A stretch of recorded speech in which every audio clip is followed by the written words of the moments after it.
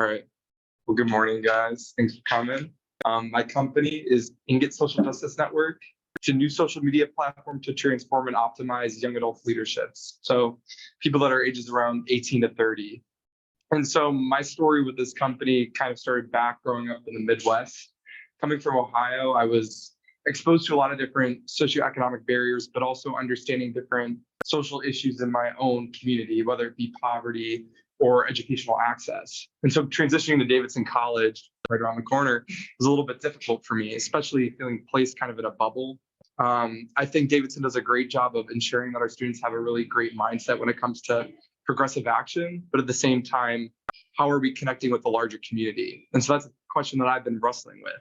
And through like traveling and being a part of a lot of different fellowships, I've had a lot of exposure to not only different leadership cohorts, understanding how to become a global citizen, but also understanding that these types of programs don't necessarily have the capacity to allow a lot of students or young adults into them. You know, a lot of these cohorts are like 18 students.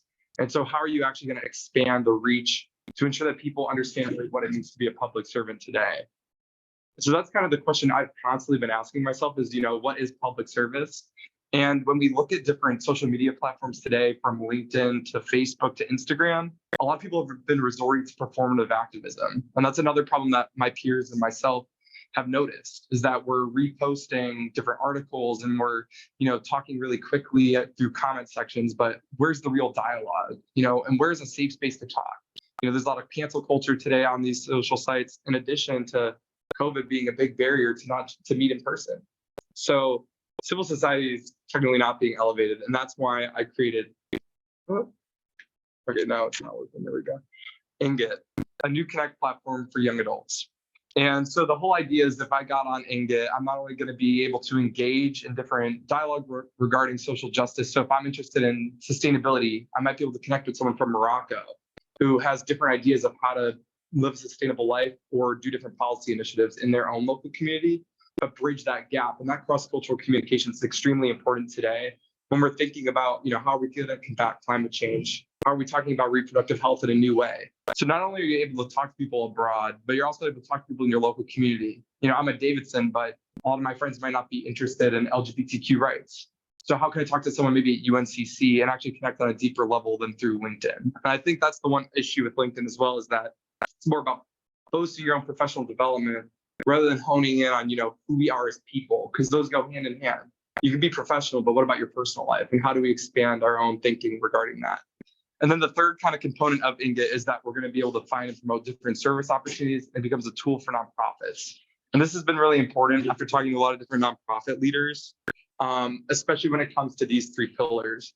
So I like to say that we're trying to reach, react, reflect with our work. And so that means, when I get on the app, and what it would look like is, you sign into the app and then you're able to make an account and answer some questions about what issues you're interested in, what type of people you're looking to connect with. Do you have different geopolitical areas or geostrategic areas that you're interested in, languages that you know? And so hopefully you're able to not only be your most authentic self, but really understand and join forums on the issues that you care about. And then in addition, you can educate yourself through different webinars and different articles and different postings from other people your age. So you're not just learning from people out on the internet, but you're also learning from your peers. I think that's really valuable too today is, we take these conversations we have in the classroom and bring them out to the real world and at the tip of our fingertips. And then finally, you're going to be able to go serve. So like whether you can start your own service project or volunteer to local organizations. So even if I'm here in Charlotte, maybe there's a really great organization in Asheville that's working on education that I could partake virtually in. And that's what's great about indirect service today, is that you can get those volunteer hours and that volunteer work done remotely. And so we're trying to bring that capacity to more nonprofits.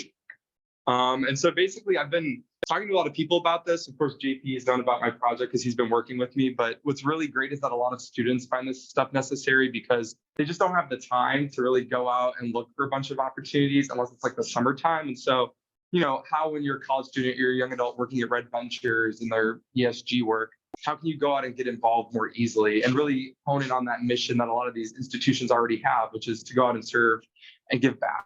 And so after talking to people, they find that this type of app would be really engaging. And then nonprofits also see it as a way to combat the lack of capacity that they have when it comes to the work they're able to do, being under-resourced or understaffed.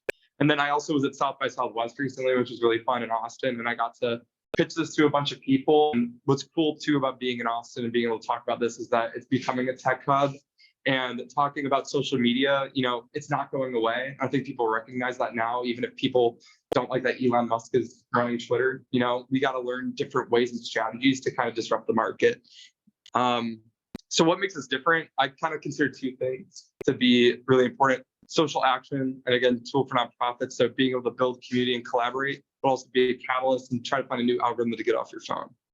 So through our model, I'm hoping to have a subscription model and also advertisement model. So looking at B2B subscriptions, B2C, and then also ads from social impact companies that are interested in sustainability, like Patagonia, who want to promote different products that they're promoting to make a more circular economy. And so our market's huge, 52.5 million people, and hopefully we can spread the word on this in terms of not only tapping into those that are already interested in social justice, but also that are just not sure where to go. And that's kind of what our hope is. So I always ask, do you have the fire to kind of join on this mission? I'd love to, get your guys' feedback and also, have a conversation about Ingot. Thank you.